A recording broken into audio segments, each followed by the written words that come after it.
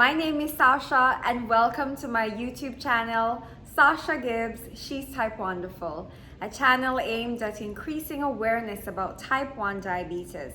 I do this by showing you some of the things I do on a day-to-day basis.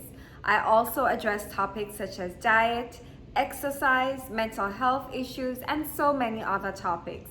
So if you are new here, thank you for choosing this channel. If you haven't already done so, go ahead and hit that subscribe button, turn the notification bell on so that as soon as I upload a video, you will be the first to know.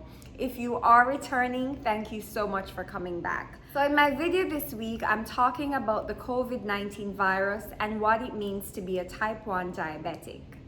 So let's get into it. According to the CDC, as of August 2nd, 2020, there are approximately 4.6 million total cases in the United States. And of that number, approximately 58,900 are new cases. Regarding deaths, there have been approximately 154,000 deaths, with approximately 1,100 being new deaths. Now, what does this mean for the diabetic? According to the CDC and the World Health Organization, diabetics are at a greater risk of contracting the coronavirus, with type 1 diabetics being ranked higher than type 2 diabetics. Now, what does this mean? Is this true?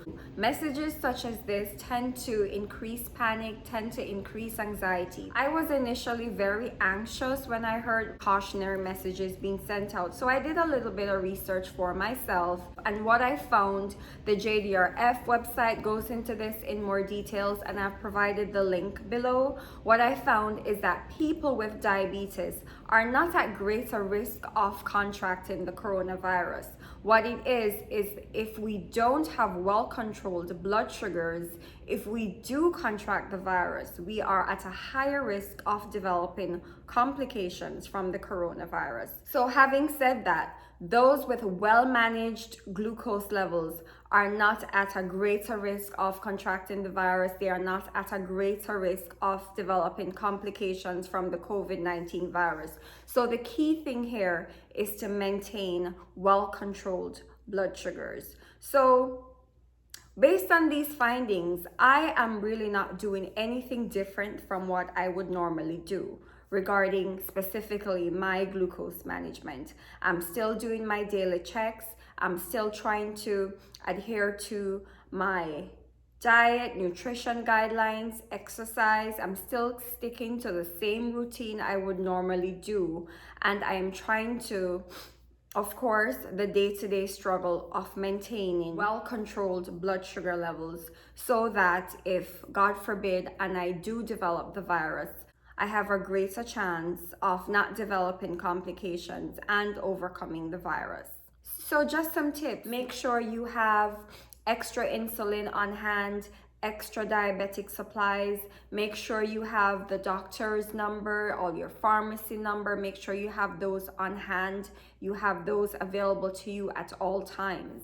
Clean injection sites with alcohol pads. Wash your hands with soap and water. Maintain healthy habits such as diet, exercise.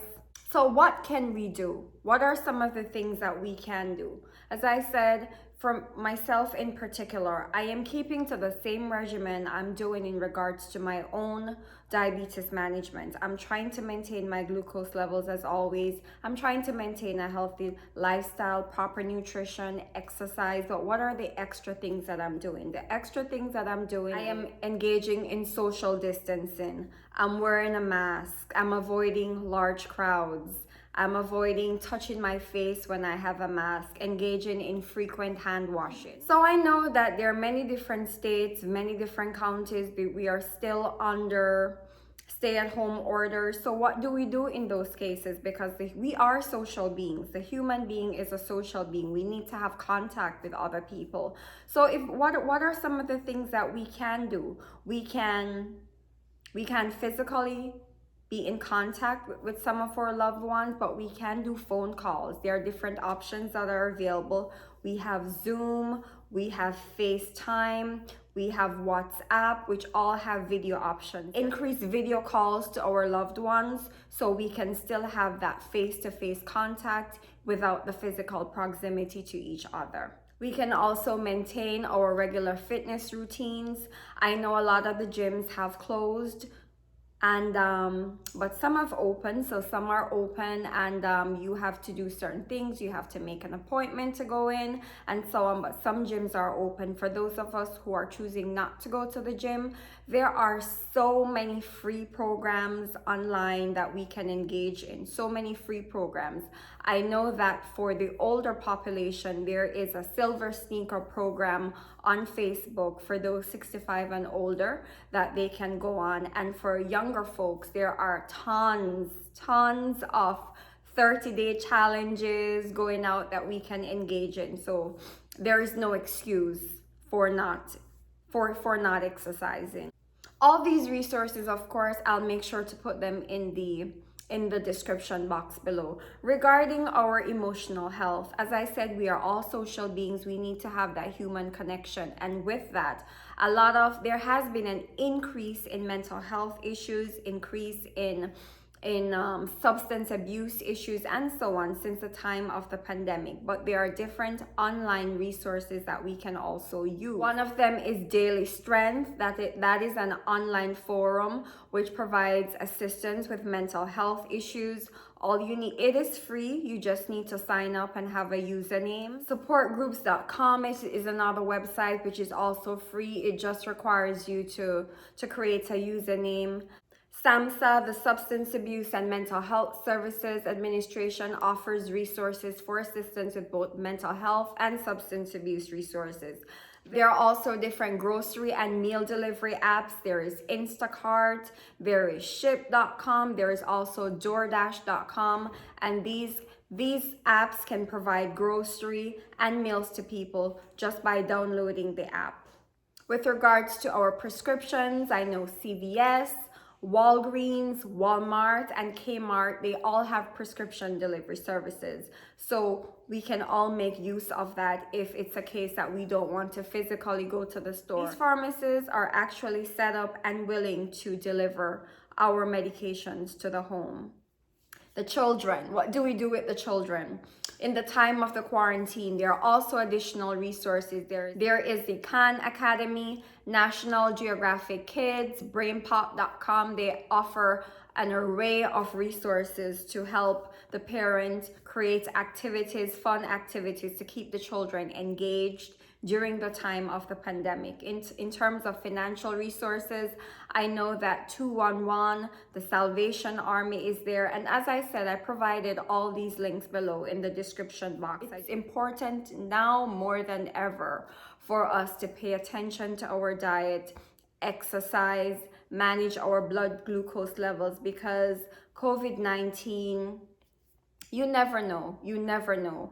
And having said that, do maintain the guidelines that are put in place by the CDC that has to do with social distancing, that has to do with wearing a mask, that has to do with avoiding large crowds, touching the face, frequent hand washing. Make sure that we have our prescriptions, we have a stock of supplies, our insulin, diabetic supplies on hand. We have the phone numbers for our pharmacists, our doctors, and so on. You can check my video out. I did a video, I think last week. My video last week was on high blood sugar and some tips on how to treat it, so you can check that video out. So if you got nothing from my video today, I want you to get this.